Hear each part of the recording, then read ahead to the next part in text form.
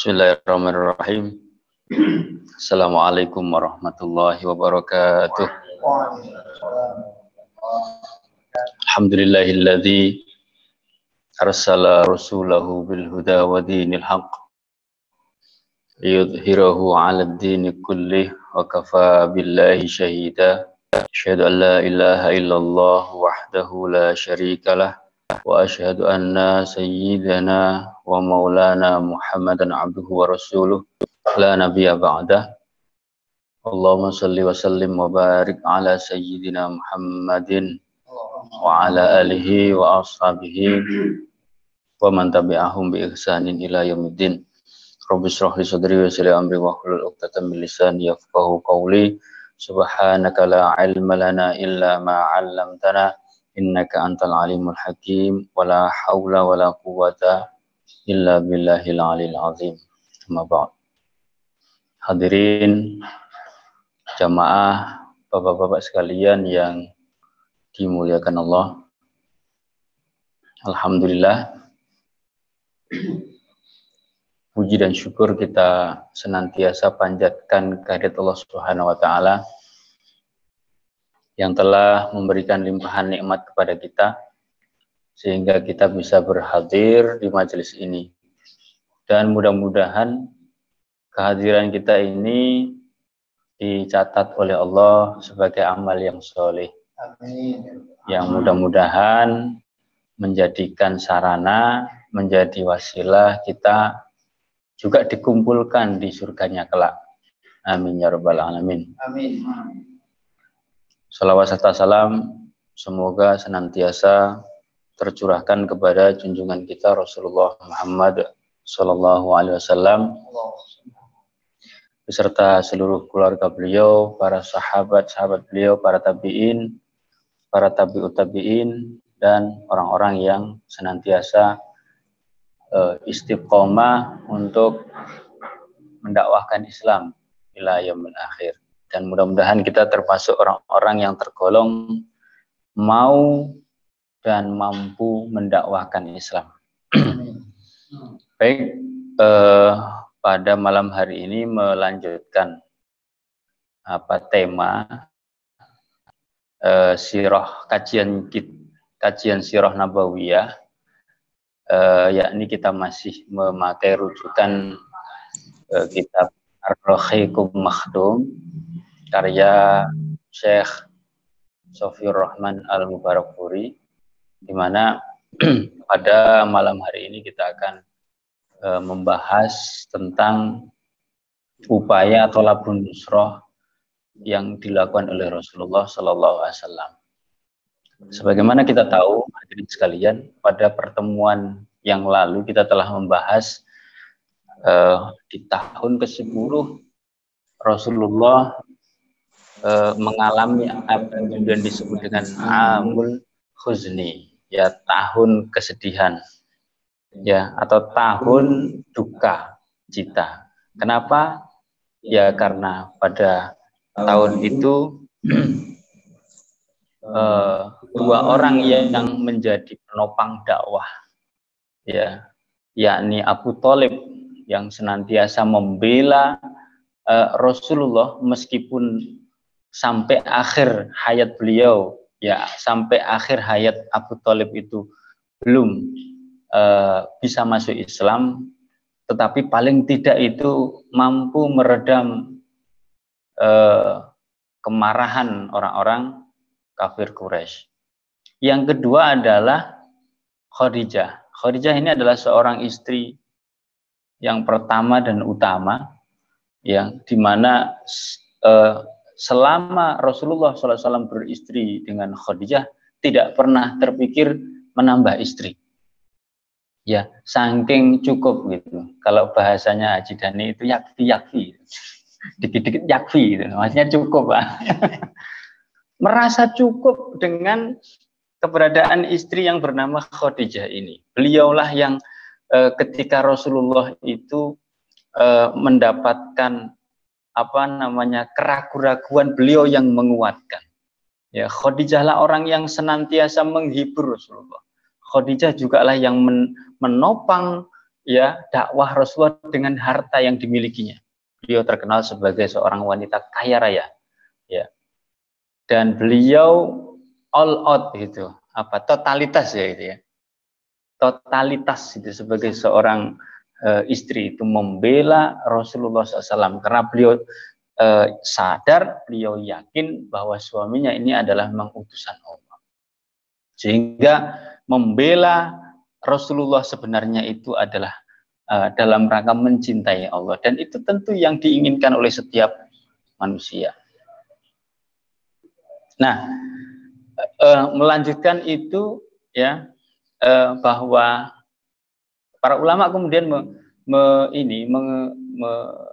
menyebut ya tahun itu sebagai tahun kesedihan, tahun Amul Husni, karena pada saat setelah Waalaikumsalam, silakan, setelah meninggalnya keduanya itu, seolah-olah orang-orang kafir Quraisy itu tidak ada halangan lagi untuk menyakiti secara langsung.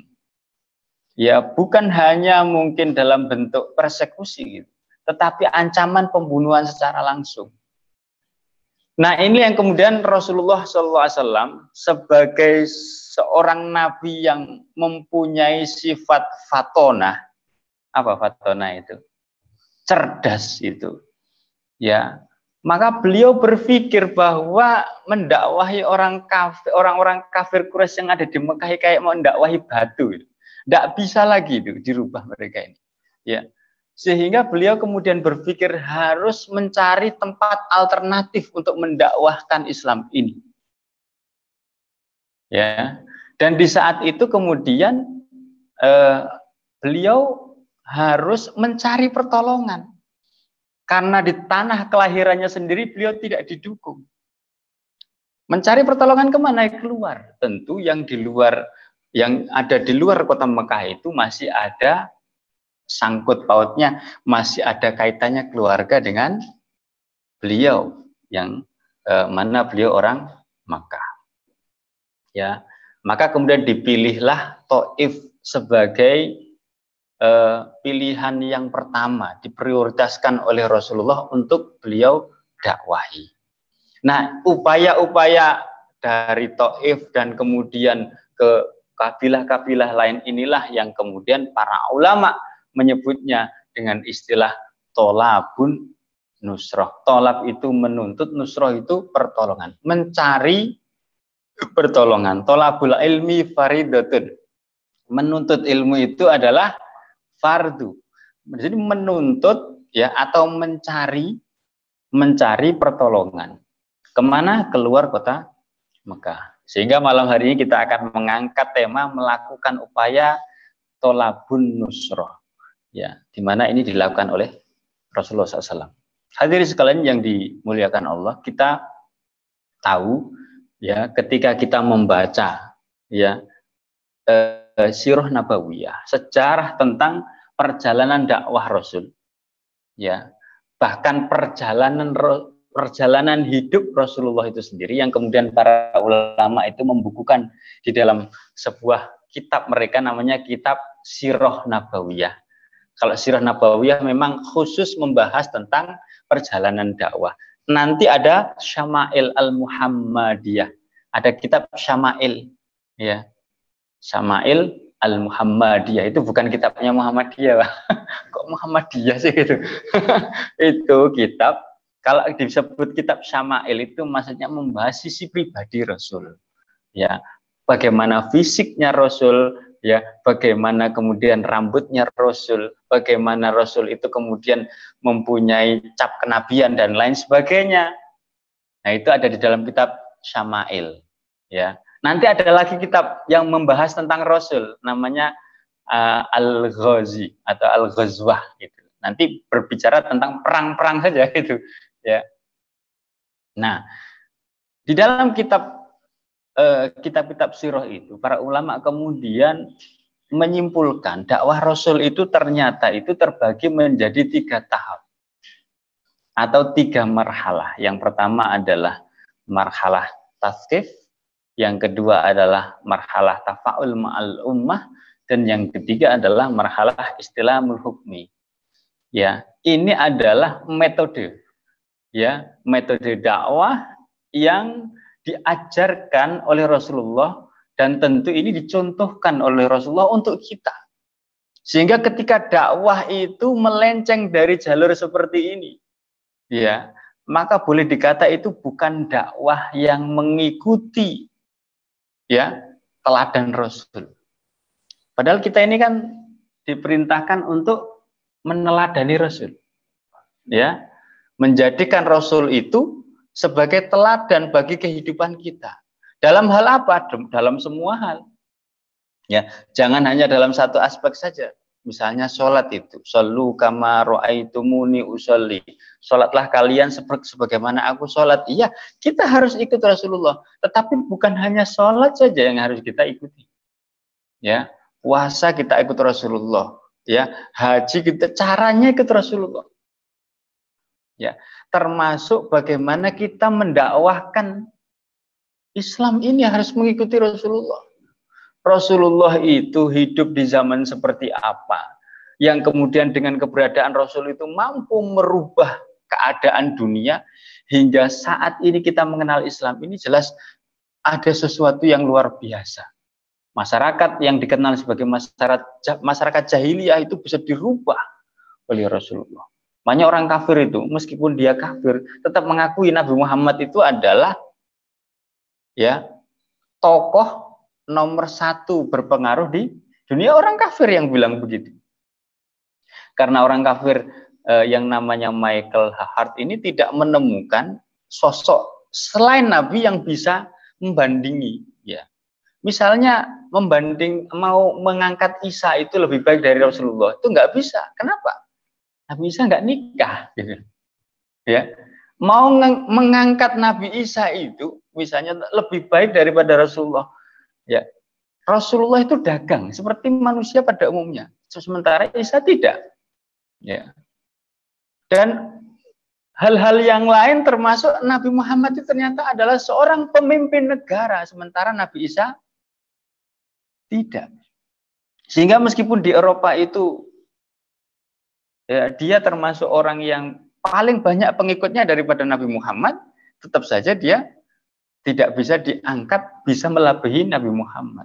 Dan itu diakui, tidak terbantahkan itu. Tidak terbantahkan. Nah, sehingga ini menjadi menjadi pelajaran bagi kita. Itu penting kita dakwah itu juga mengikuti apa yang telah dicontohkan oleh Rasulullah. Rasulullah melakukan tasqih, pembinaan dan pengkaderan. Kita sudah mengkajinya di rumah Al-Arqam bin Abil Arqam.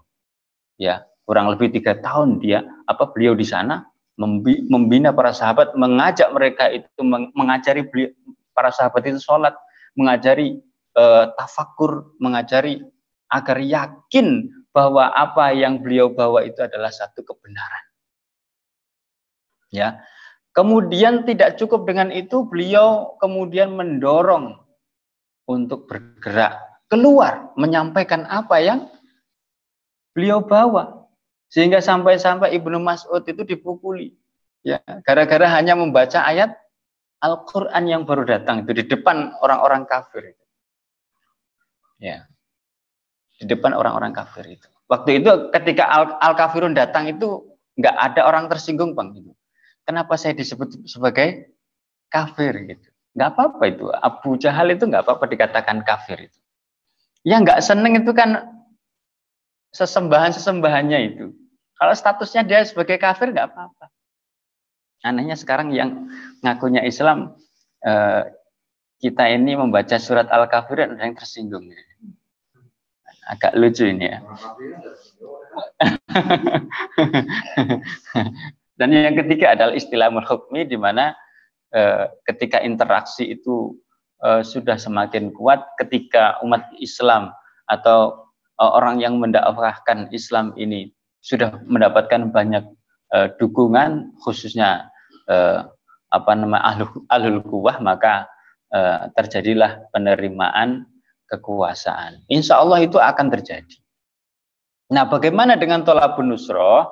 Thalabun Nusroh ini adalah salah satu episode, ya, yang ada di dalam tahapan yang kedua. yaitu tahapan tafa'ul ma'al ummah, ya, di mana ya dalam rangka untuk mewujudkan atau merealisasikan syariat Islam, ya, hukum-hukum yang datangnya dari Allah ini, ya, maka perlu ada sebuah institusi, perlu sebuah kekuasaan. Dan tentu yang namanya kekuasaan itu, hadirin sekalian, harus ditopang oleh orang-orang yang kuat.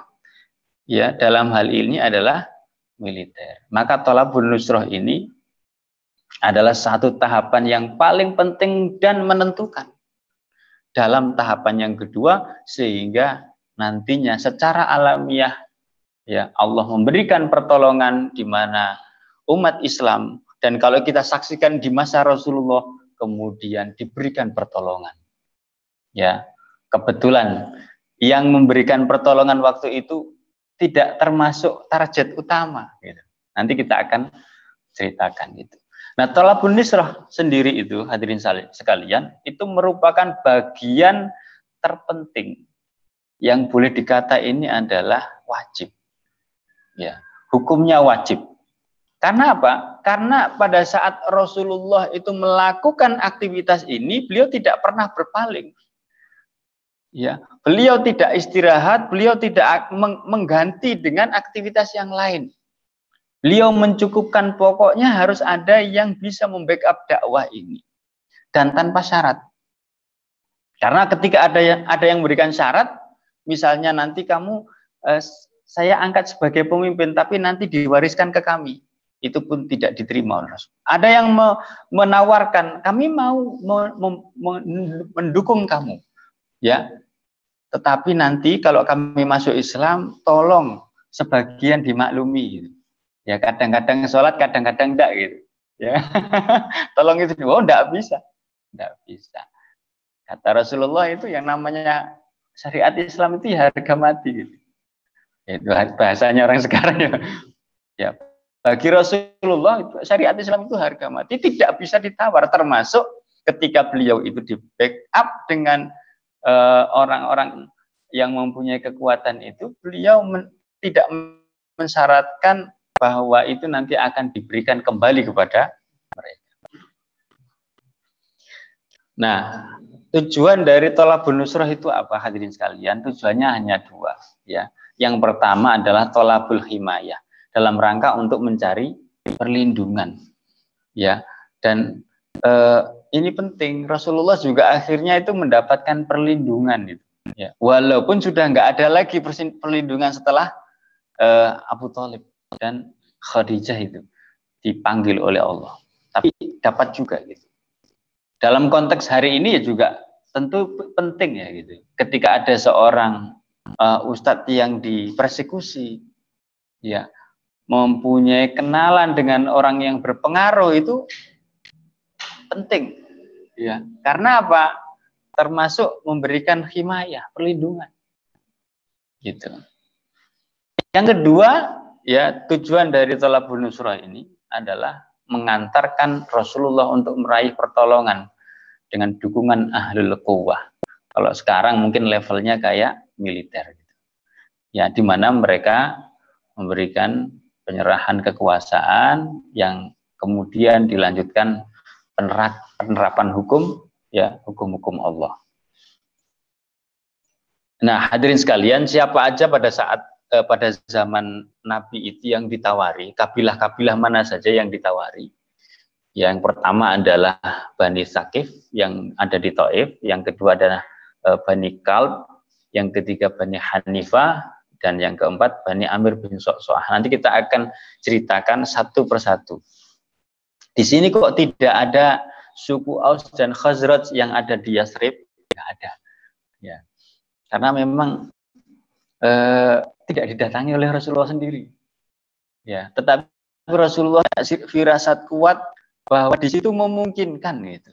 Makanya kemudian mereka orang-orang Yathrib itu ketika datang ke Madinah tidak dibiarkan begitu saja pulang, tapi disertai, dibersamai oleh utusan Rasulullah yang bernama Mus'ab bin Umair. Nanti kita akan berkisah tentang itu, ya. Nanti ada waktunya. Nah, yang pertama adalah ketika Rasulullah menawarkan Islam itu ke penduduk Taif. Beliau berangkat ke Taif itu pada bulan Syawal, ya, tahun ke-10 kenabian, yakni akhir Syawal. Jadi kalau di bulan Syawal itu kita kemarin kisahkan Khadijah meninggal, ya, di bulan Syawal itu pula Rasulullah menikah lagi, ya, alhamdulillah, dengan istri kedua Saudah bintu Zam'ah. Nah, di bulan itu pula, di bulan Syawal itu pula Rasulullah memutuskan untuk rihlah, untuk berangkat ke Taif. Ya, sibuk sekali berarti beliau, gak sempat istirahat itu, ya.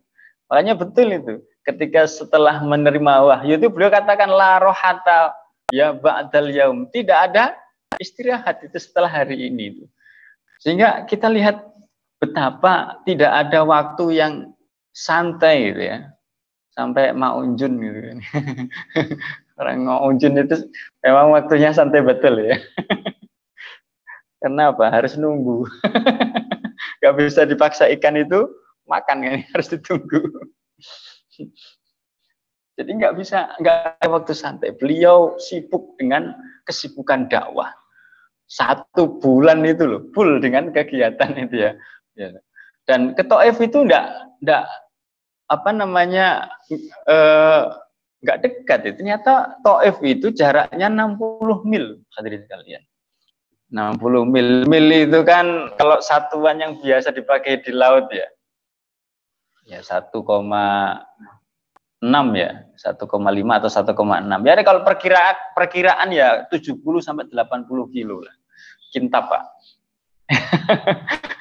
Kemarin karena saya ke Angsana itu saya lihat ini mana ini sampai sini berapa kilo. Di Kintab itu 70. Dan itu tidak bawa kuda, tidak bawa keledai, tidak bawa unta, jalan kaki beliau itu. Ya, berjalan dari kota Makkah, ya, menuju kota Taif, berjalan kaki. Kalau dulu ibu susuannya itu Halimah As-Sa'diyah datang dari kota itu, datang dari Taif, dari Bani Sa'ad, itu bawa kuda, bawa unta sama suaminya. Beliau jalan kaki. Beliau jalan kaki sejauh 60 mil atau sekitar 70 kilo. Sini Kintab. Ya. Dan itu hanya dikawani oleh anak angkat beliau yang bernama Zaid bin Harithah. Mengapa beliau cenderung ke Taif? Ya, karena alasannya yang pertama kekerabatan. Yang pertama kekerabatan. Di mana orang-orang Taif itu ternyata masih keluarga dari nenek Rasul.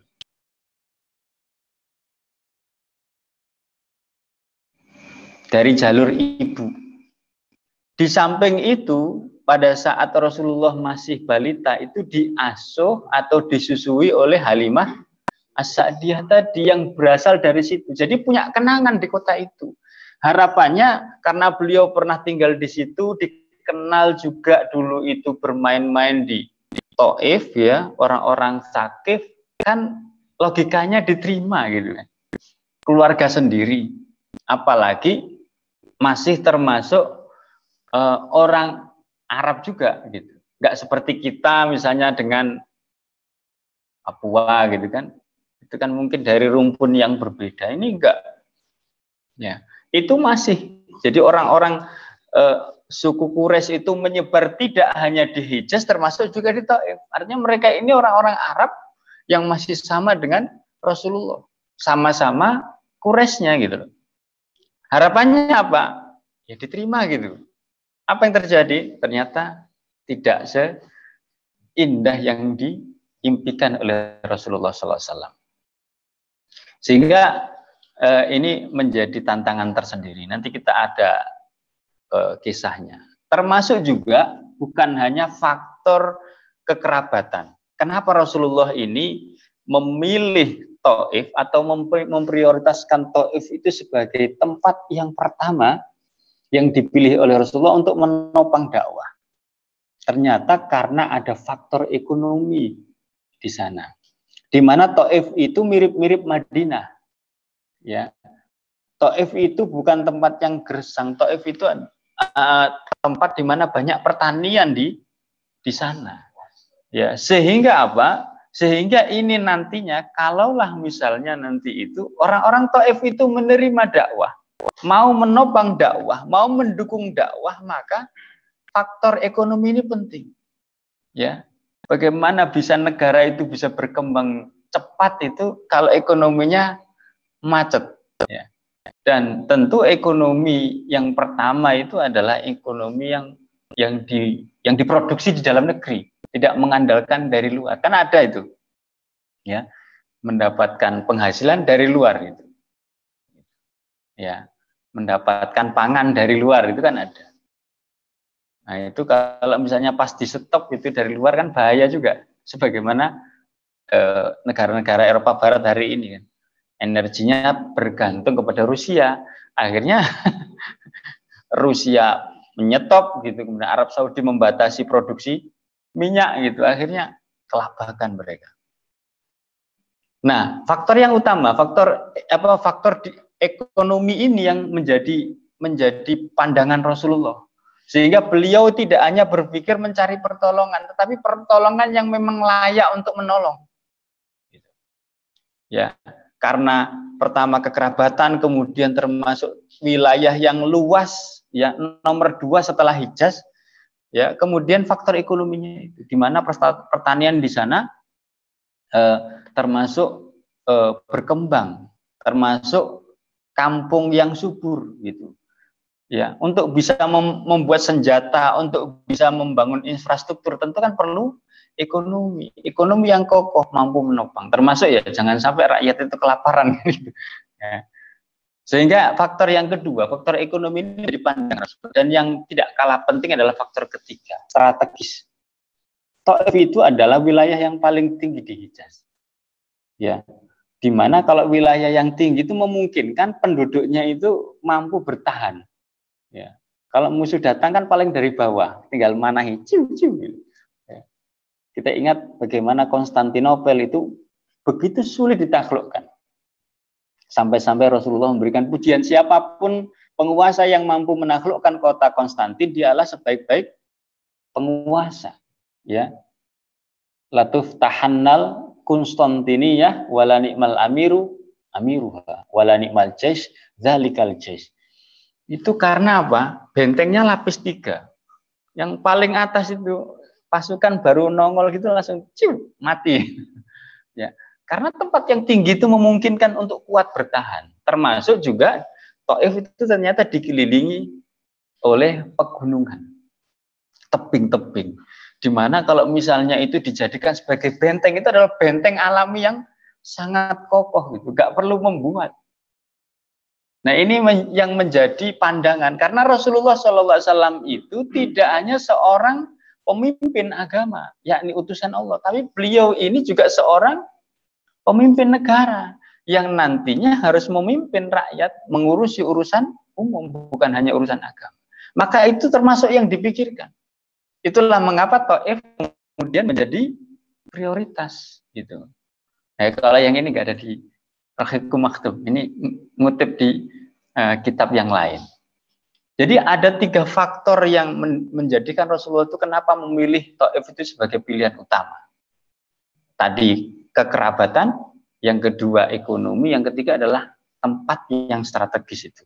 Seandainya itu lek-lekan gitu, itu pasti 2 kekuatan yang seimbang antara penduduk Mekah itu dengan Taif. Gitu. Waktu itu Madinah belum dijadikan sebagai prioritas oleh Rasulullah SAW. Nah, ketika beliau mulai berjalan ke kota Taif ini, ternyata beliau itu tidak langsung ya, tidak lempeng begitu saja. Ternyata ada kabilah-kabilah yang menjadi bagian dari suku itu, ya, menjadi bagian dari Bani Tsaqif. Setiap beliau masuk ke satu kabilah gitu, beliau menawarkan Islam. Beliau mengajak Islam. kepada kabilah-kabilah itu. Apa yang terjadi ternyata tidak ada satupun kabilah yang beliau lewati yang notabene adalah termasuk Bani Tsaqif itu tidak ada yang mau menerima gitu. Sehingga sampailah beliau itu di kota Thaif itu ibaratnya belum mendapatkan hasil gitu ya. Ini kan aktivitas utama Rasul ya. Kebanyakan atau umumnya orang-orang Arab itu kalau keluar dia itu pasti dagangan, bawa jualan.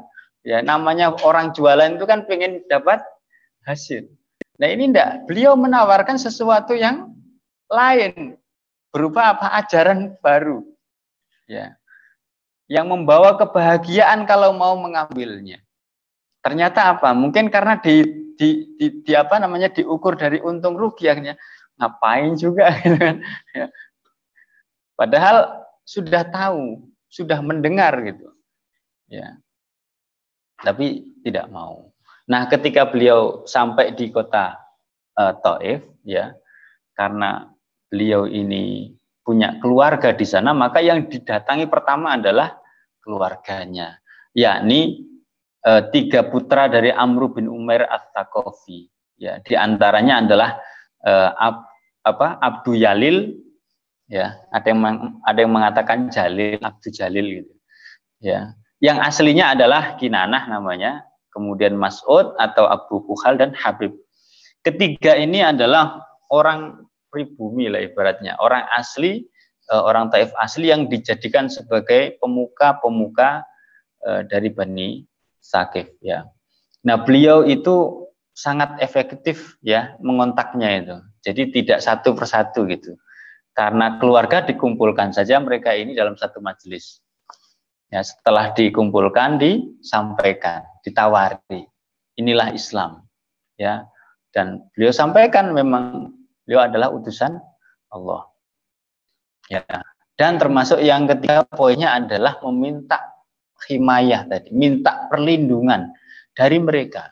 Karena Rasulullah sadar bahwa mereka lah ya pemimpin yang di mana melekat dalam dirinya itu kekuatan. Artinya apa?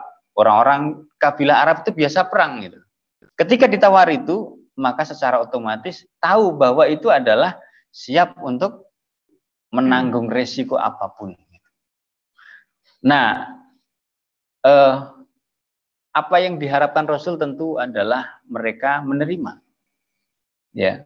Tapi ternyata hasilnya itu berkebalikan. Mereka ini justru malah memaki-maki Rasulullah. Ya, salah seorang di antara mereka itu memberikan ledekan. Apa iya gitu ya? Apa iya Allah itu telah mengutus kamu jadi nabi? Gitu ya. Kalau seandainya itu benar, ya sebaiknya apa? Kain penutup Ka'bah itu robek-robek saja daripada kamu itu diangkat jadi nabi. Ini apa? Mungkin orang sekarang itu apa kata dunia gitu. Ya, kamu kok ngaku-ngaku nabi itu dari mana gitu? Kan nggak ada potongannya. Wong kamu di sini dulu itu anak yatim gitu kan. Jadi diremehkan beliau. Yang lain mengatakan apa nggak ada yang lain gitu selain kamu gitu. Apa nggak ada yang lain gitu? Apa Allah tidak menemukan orang lain selain kamu untuk diangkat sebagai nabi gitu? Dianggapnya mungkin seorang nabi itu harus kaya gitu, jadi anaknya orang kaya, anaknya orang terpandang, gitu. Bukan anak yatim. Ya. Padahal kalau dilihat dari sisi nasab paling bagus, dan itu tidak dilihat oleh mereka. Nah, dan yang ketiga lebih pedih lagi gitu. Sampai bersumpah demi Allah, aku sekali-kali tidak akan sudi berbicara denganmu. Jika engkau benar-benar seorang Rasul atau utusan Allah, sungguh ucapanmu terlalu mulia untuk dibantah. Namun jika engkau berdusta atas nama Allah, maka tidaklah pantas bagiku untuk berbicara denganmu. Jadi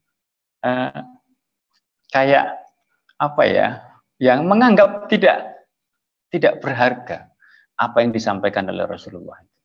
Sehingga menghadapi pemuka-pemuka apa namanya Thaif tadi itu beliau ya tentu bersedih karena sikap kasarnya itu, ya.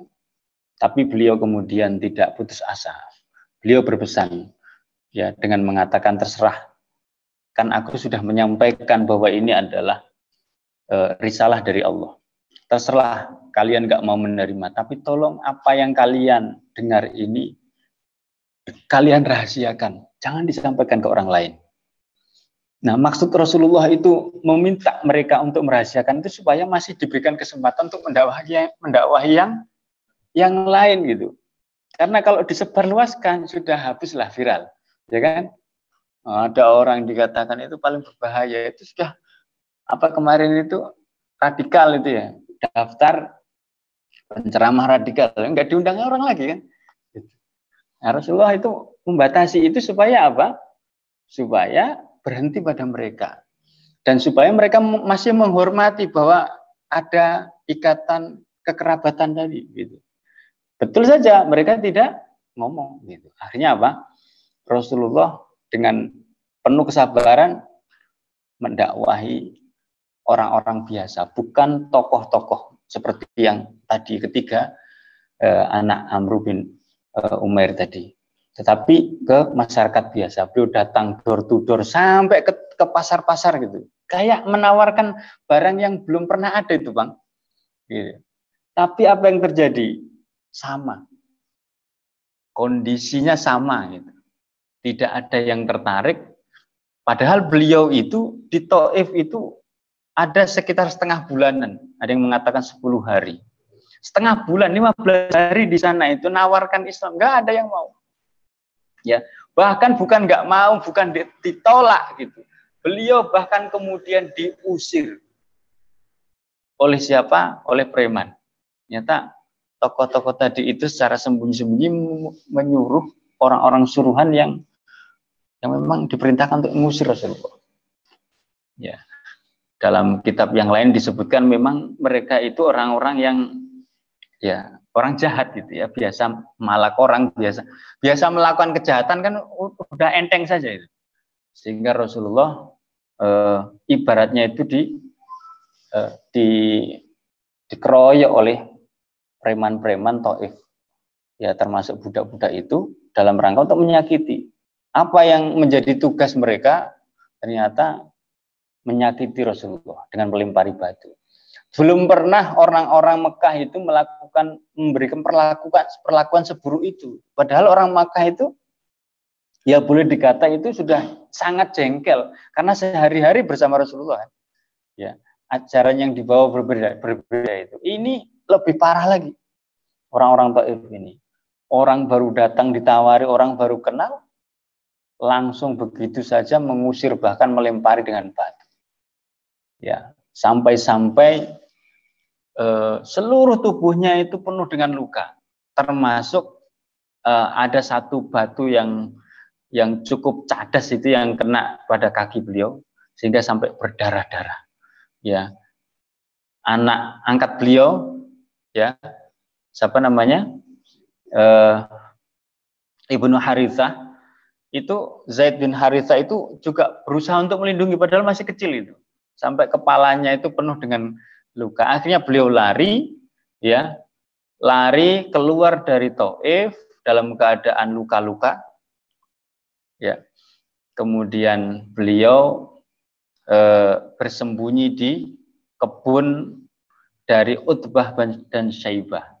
Utbah ini kalau kita kenal ini anaknya Robi'ah, ya, dan kebun itu jaraknya itu 3 mil. Bayangkan sejauh 3 mil, anggaplah 4 kilo lah. Itu dikuntiti orang, diteror orang sepanjang jalan, ya tentu nggak orang-orang itu aja, gonta-ganti. Ya. Hanya untuk menyakiti beliau. Sampai masuk ke kebunnya orang Arab yang namanya Utbah dan Syaibah ini, Utbah bin Robi'ah dan Syaibah bin Robi'ah ini, baru kemudian orang Taif nggak berani masuk. Itu kan kebunnya orang Mekah itu. Jadi nggak berani. Baru selesai itu.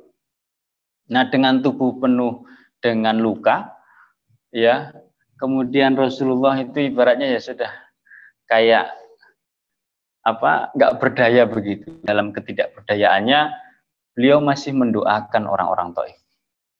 Beliau dizolimi, beliau diusir sedemikian rupa, tidak mendapatkan satu orang pun yang menerima dakwah beliau. Beliau ternyata masih bersabar. Ya, beliau masih memendam, ya, memendam amarah. Mungkin kalau kita nggak bisa itu ya. Nah, kalau kita mungkin nggak bisa itu, orang disakiti kayak gitu gitu, ya, kayak Musa itu, orang nggak salah dibunuh, ya kan marah, ini orang nggak salah kok dibunuh, nggak bisa terima ketika Khidir melakukan itu, ya, ya namanya orang disakiti ya wajar lah itu. Tapi beliau itu luar biasa karena visi beliau itu adalah dalam rangka untuk rahmatan lil alamin, begitu sabar beliau. Kita mungkin nggak bisa. Beliau sampai kemudian berdoa, Allahumma ilaika ashku du'fa quwwati wa qillata khilati hawani 'alan nasi ya arhamar rahimin anta rabbul mustad'afin wa anta rabbi ila man takillani ila ba'idin yatajahhamuni au ila aduwin malak tahu amri, sampai doa ini selesai. Intinya adalah ini kemudian dikenal dengan istilah doa Rabbul Mustad'afin. Rabbul Mustad'afin ini doanya orang yang tertindas, ya, doanya orang yang terdolimi. Ya Rabbku, kepada Engkaulah aku adukan kelemahan tenagaku dan kekurangan daya upayaku. Pada pandangan manusia, wahai Rabbku yang maha rahim, Engkaulah Rabbnya orang-orang yang lemah, dan Engkaulah Rabbku. Kepada siapa Engkau menyerahkan diriku? Kepada musuh yang akan menerkamku, atau kepada keluarga yang Engkau berikan kepadanya urusanku? Tidak ada kepadaku, asal Engkau tidak marah padaku. Jadi beliau itu tidak nyalahin orang Taif. Asal beliau diusir begitu itu Allah tidak marah itu. Allah tidak marah, maksudnya apa? Wong orang menawari kok nggak ada hasil. Asal Allah nggak marah saja gitu. Itu bagi Rasulullah sudah cukup. Ya. Asal kemarahan orang Taif itu bukan karena Allah marah. Nah, itu juga yang menjadikan Rasulullah tetap kuat. Gitu. Jadi itu disampaikan doa itu, munajat itu kepada Allah di kebun pada saat masih luka-luka itu. Ya. Sedang afiatmu lebih luas bagiku. Aku berlindung dengan cahaya mukamu yang mulia, yang menyinari langit dan menyinari segala yang gelap, dan atasnya lah teratur segala urusan dunia dan akhirat. Dari Engkau menimpakan atas diriku kemarahanmu, atau dari Engkau turun atasku azabmu. Maka kepada Engkaulah aku adukan halku sehingga Engkau ridho. La haula wala quwata illa bik. Ya, tidak ada daya dan upaya melainkan dengan Engkau. Jadi Rasulullah mengadukan keadaan itu kepada Allah. Nah, hadirin sekalian, setelah itu ternyata itu tidak lama, karena di kebun ini miliknya Utbah, ya, dan siapa nama Syaibah tadi ini, ternyata dua orang pemilik kebun ini tahu bahwa Muhammad bin Abdullah masuk ke kebun itu bersama anak angkatnya. Karena Utbah khususnya ini benci, ya, dan pernah menasihati lama sekali kan, ya, lama menasihati Rasulullah agar sudahlah menerima negosiasinya orang-orang Arab ini, maka gengsi kalau mau mendatangi. Padahal kasihan, Utbah itu masih punya kasihan ketika beliau berdarah-darah itu. Maka Utbah kemudian menyuruh pembantunya, ya, yang beragama Nasrani yang bernama Adas, datangi itu Muhammad, ambil standan buah anggur. Kalau anggur itu kan nggak gede, Pak, ya. Pohonnya itu kan merambat. Berarti itu pohonnya apa kebun itu memang rimbun. Ya. Berarti Utbah itu punya tanah di luar kota Mekah itu di tanah sekitar Taif itu. Berarti termasuk orang kaya itu kan. Karena orang Arab dia. Kan orang Mekah maksudnya itu. Sedangkan Mekah itu jaraknya berapa? 60 mil kan, 70-an kilo gitu. Berarti dia itu orang pelihara itu punya apa aset itu di, di sekitaran Asam-Asam gitulah kira-kira ya. Di sekitaran Asam-Asam situ. Nah, kebun itu dalam beberapa riwayat itu memang kebun yang luas, ya. Sehingga dikatakan kebun anggur itu kebun anggur yang luas. Makanya tidak berani masuk, ya. Milik bos besar orang Mekah ini. Gitu. Penjabat apa preman-preman tadi tidak berani masuk, gitu. Karena ini kebun ibaratnya ini haji siapa gitu ya, Haji Binuko ini gitu.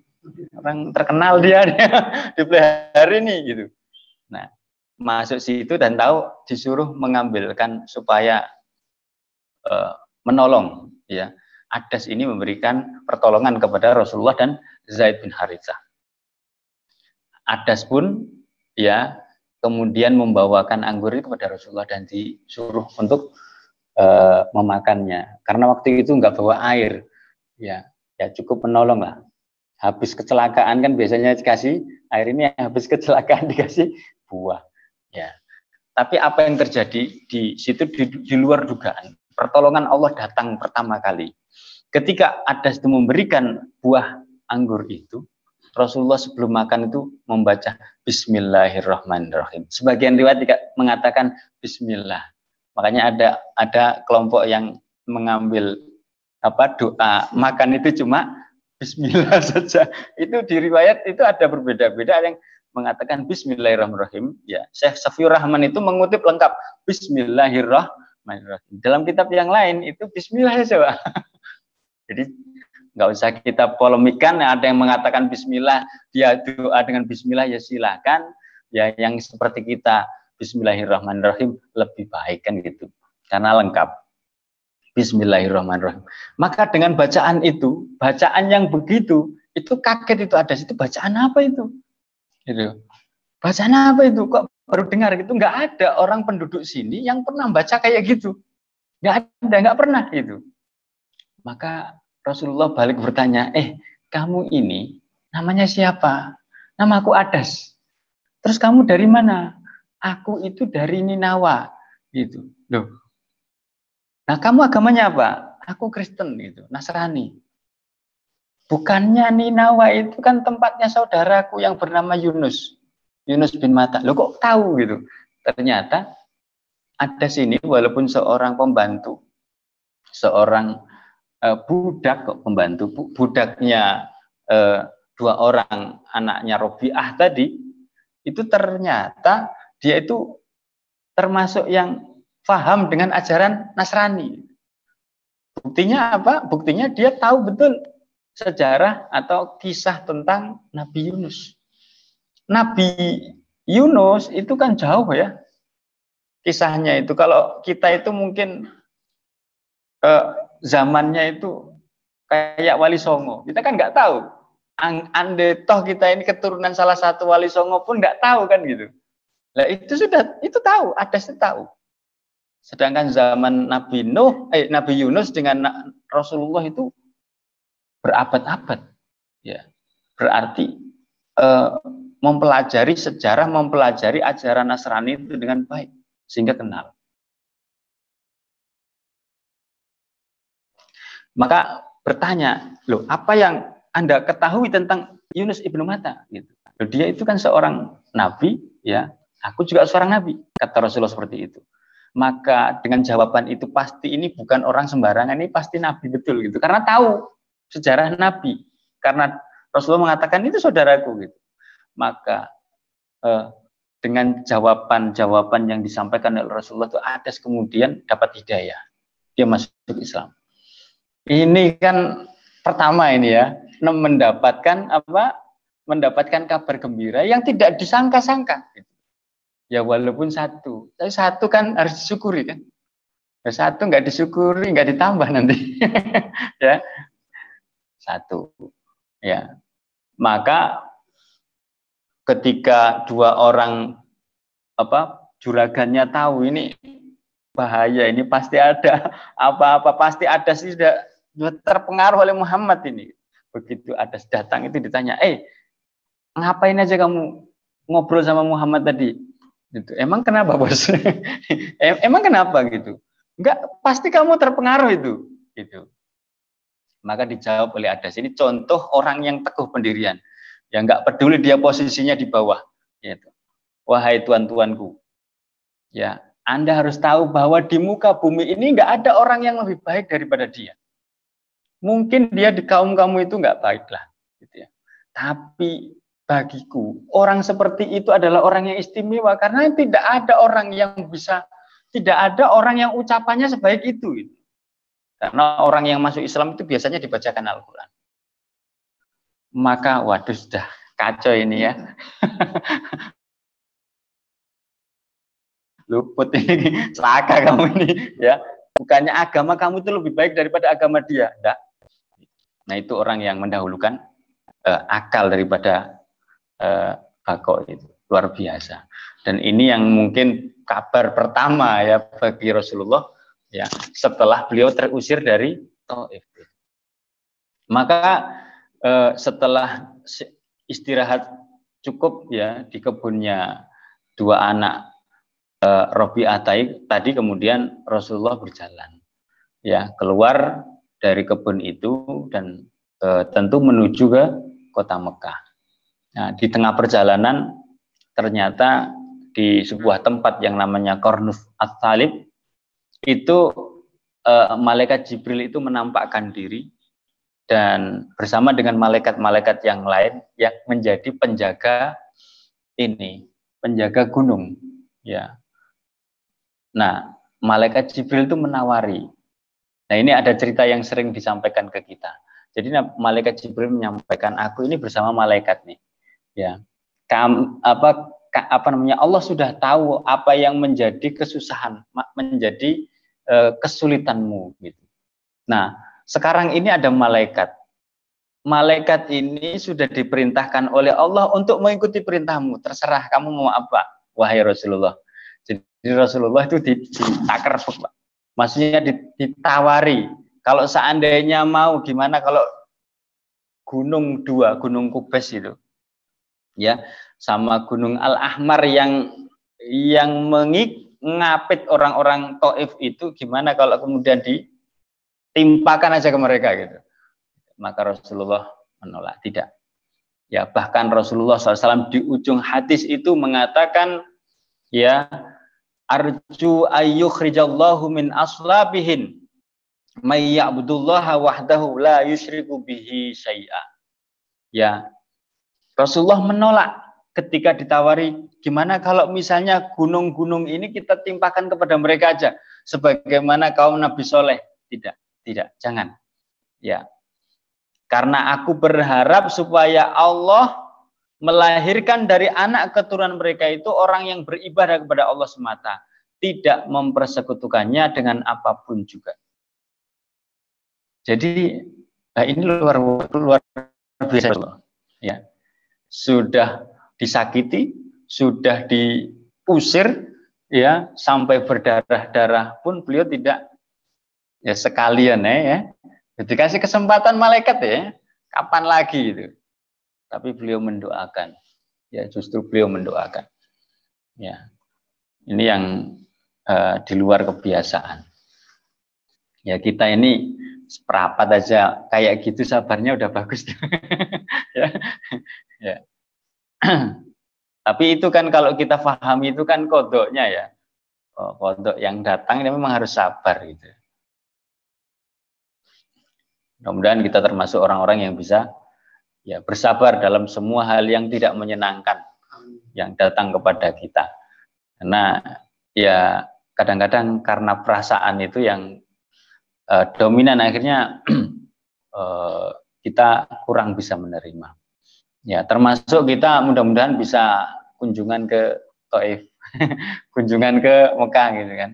Ya bukan kunjungan aja Pak, naik haji. Nanti kunjungan aja salah doa nanti ya. Maka datangnya pertolongan dari malaikat Jibril ya, dengan malaikat ya penjaga gunung itu cukup memberikan pengaruh kepada Rasulullah. Ya, cukup membantu memberikan semangat Rasulullah. Ya, termasuk ya masuk Islamnya Adas tadi itu. Seolah-olah ya berarti ada dukungan. Semua biarpun semua orang Mekah, orang Taif nggak dukung, ternyata banyak masih yang mendukungku, yaitu para malaikat. Kalau didukung malaikat kan bunga ya, gitu ya. Apalagi malaikatnya sudah ngasih tawaran, itu gimana kalau kita habisi aja gitu kan, nggak perlu lama itu menghabisinya, tapi Rasulullah tidak mau. Ya. Nah, ditambah lagi ada kabar yang luar biasa yang membuat Rasulullah itu semakin bahagia ketika beliau sampai pada satu tempat di lembah Nakhlah. Ya, Rasulullah kemudian dikejutkan oleh sekelompok jin. Ya, jin ini kan nenek moyangnya iblis, Pak ya. Jangan salah, jangan terbalik ya. Jin ini nenek moyangnya iblis. Iblis itu anak keturunan jin. Jadi bukan iblis itu jin yang pertama. Jin itu kan diciptakan oleh Allah dari api.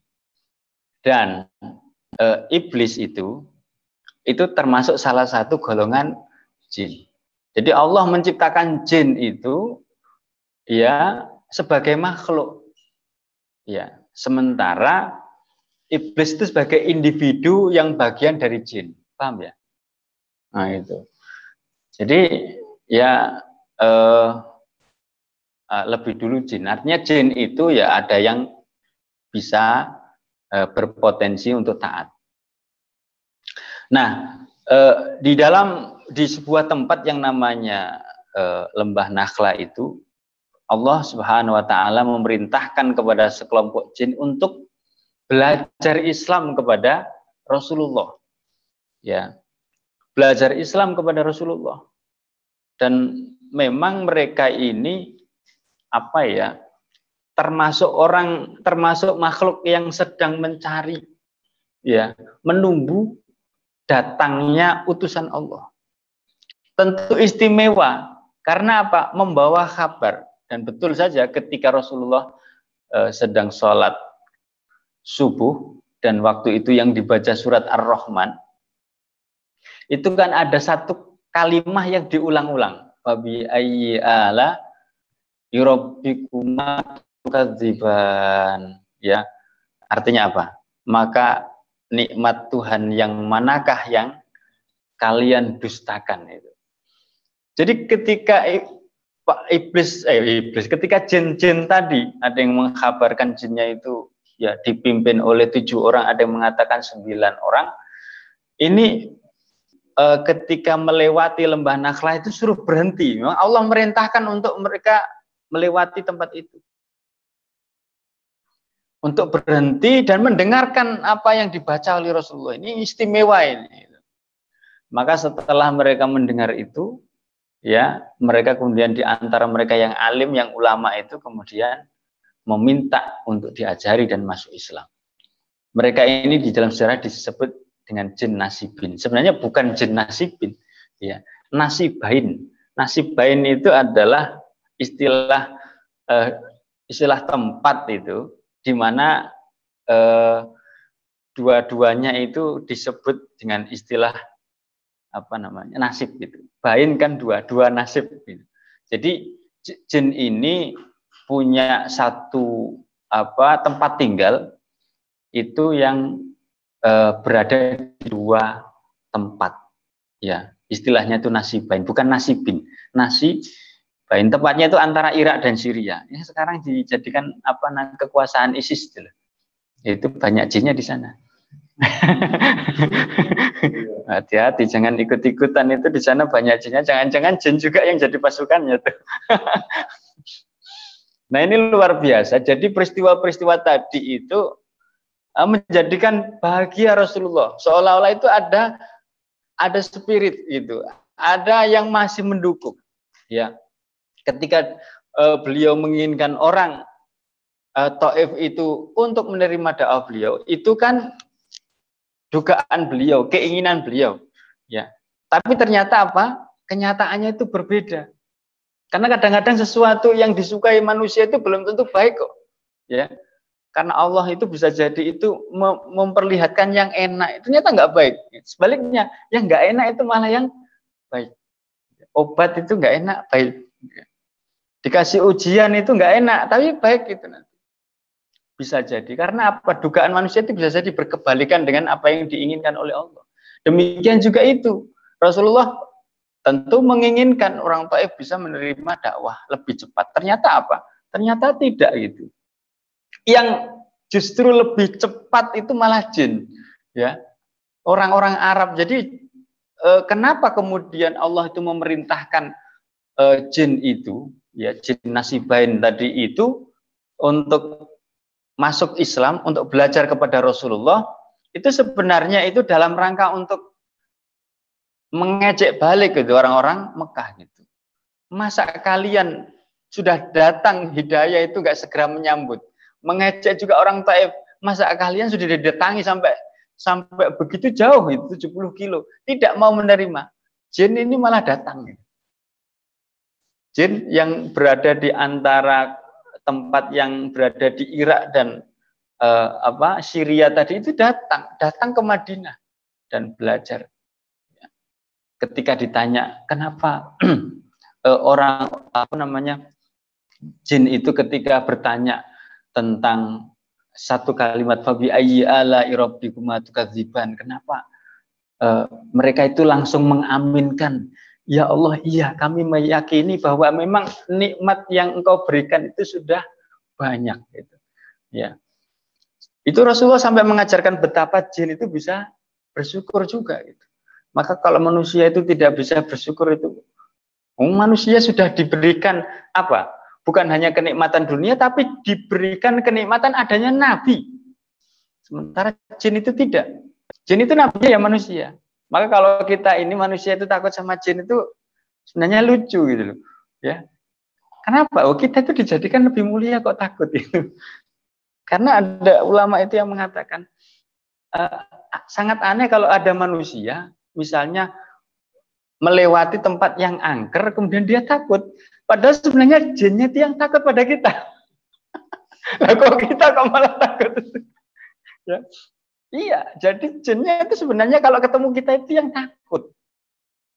Itu kan karena Allah, jin nasibain itu kan karena diperintahkan oleh Allah untuk mendatangi Rasul dalam rangka untuk belajar Islam. Begitu. Maka luar biasa apa yang terjadi pada Rasulullah itu, boleh dikata itu inna ma'al usri yusra. Ketika sulit beliau itu mendakwahi orang Taif, tapi Allah menggantikan dengan keislaman adas, ya, dengan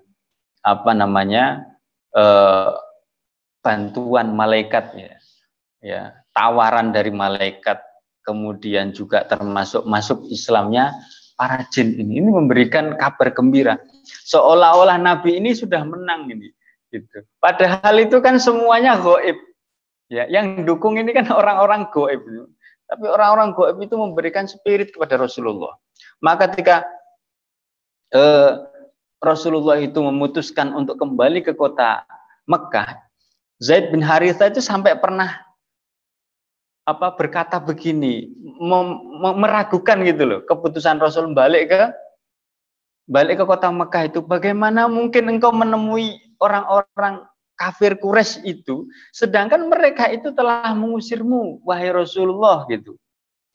Maka Rasulullah dengan sangat yakin, ya, dengan tegas menjawab, wahai Zaid, sesungguhnya Allah akan memberi kemudahan dan jalan keluar. Sesungguhnya Allah akan menolong agamanya dan akan memenangkan nabinya. Padahal itu kan sudah ibaratnya nggak didukung manusia. Maka ternyata betul setelah masuk ke kota Mekah, walaupun sebenarnya sudah tidak mempunyai pelindung lagi, ternyata di luar dugaan seorang Al-Mut'im bin Adi memberikan perlindungan. Mut'im bin Adi kita tahu adalah salah seorang yang menjadi inisiator pembatalan pemboikotan Rasulullah. Ya. Jadi pembatalan pemboikatan yang dilakukan kepada Rasulullah dengan Bani Hashim dan Bani Abdul Muthalib itu kan 5 orang pemuda, 5 orang pemuda. Di antaranya adalah Al-Mut'im bin Adi ini yang tidak sepakat dengan perjanjian zalim itu. Maka ketika Mut'im bin Adi ini dia memberikan himayah, memberikan perlindungan kepada Rasul, tidak ada yang berani. Jadi termasuk tokoh. Ya. Sehingga kalau dilihat dalam sejarah, Mut'im ini mempunyai 2 jasa. Yang pertama jasa ketika dia menjadi inisiator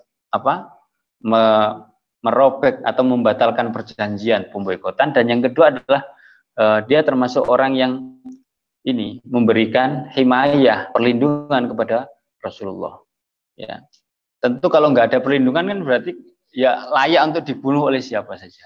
Makanya Rasulullah itu dalam perang Badar gitu, ketika Rasulullah menyampaikan terkait dengan adanya tawanan-tawanan perang itu, Rasulullah pernah sampai mengatakan laukanal Mu'tim bin Adi hayyan tsumma kallamani fi haula'in natsla lataraktuhum lahu. Seandainya Mut'im bin Adi itu masih hidup, ternyata pada saat perang Badar itu Mut'im bin Adi tidak ada lagi.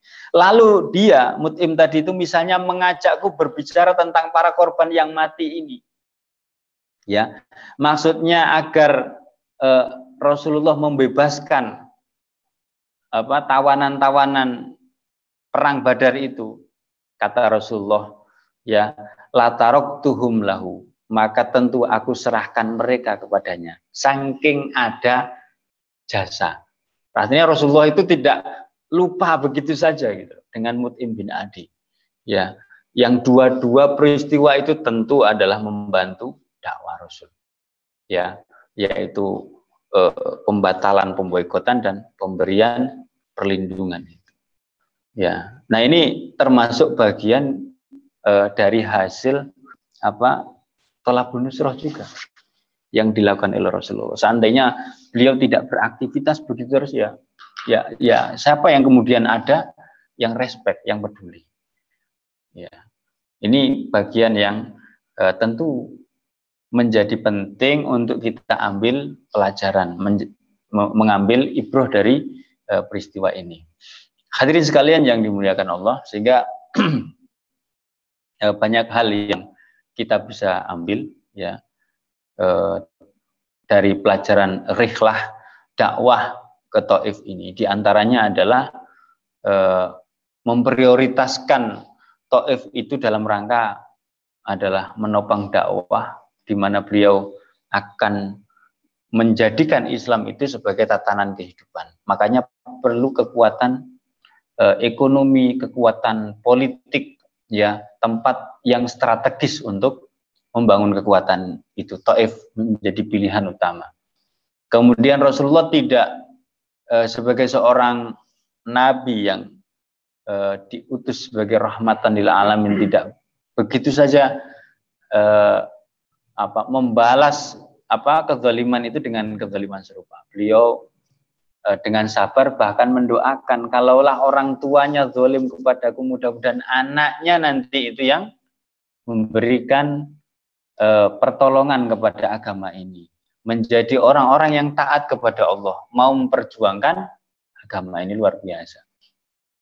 Dan tentu kalau kita juga lihat ada sekelompok jin yang masuk Islam, ya ini juga menjadikan bukti bahwa sebenarnya mereka itu ada. Jadi kalau orang nggak percaya sama adanya jin itu ya aneh gitu. Ya kecuali jin polker ya. Kalau jin yang lain-lain itu ada. Kalau jin polker itu dulu waktu kita jembatan Ancol itu ya. Kalau jin ifrit itu ada ya. Jin Korin itu juga ada ya. Tapi kalau jin dan jun itu tidak ada. Nah, jadi jin itu ada ya, dan Di dalam kisah ini Rasulullah didatangi oleh jin itu, mereka masuk Islam, belajar Islam kepada Rasulullah SAW. Ini juga menjadi bukti bahwa jin itu tidak semuanya kafir. Jin itu tidak semuanya keturunannya iblis. Ada jin-jin muslim yang mereka juga mendapatkan taklif untuk melaksanakan syariat Islam, ya, termasuk mukallaf juga, ya. Bahkan bisa jadi itu manusia itu yang bisa mengislamkan. Ya kita nggak tahu, ya saya pernah dulu meruqyah itu, saya ini nggak muslim Pak gitu. Akhirnya ya udah syahadat aja gitu. Jadi pernah mengislamkan jin itu. Dan alhamdulillah pernah mengislamkan manusia. Dan terakhir adalah bahwa yakinlah di balik atau bersamaan dengan kesulitan itu ada kemudahan. Inna ma'al usri yusra wa inna ma'al usri yusra.